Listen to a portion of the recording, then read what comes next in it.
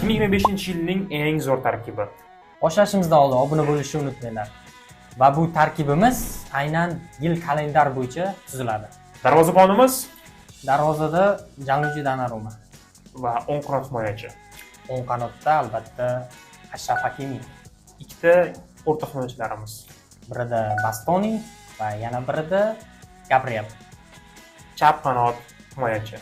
Tezkor Nuno Mendes. Yarim himoyachilarimizga o'tamiz.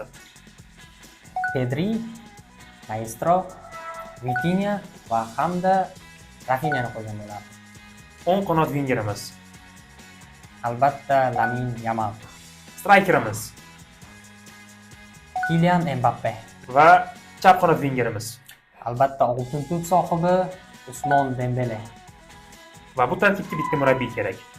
Shubhasiz Luis Enrique. Bu mavsumning eng yaxshi murabbiyi. Yana ham muxlislarga qoldiraylik.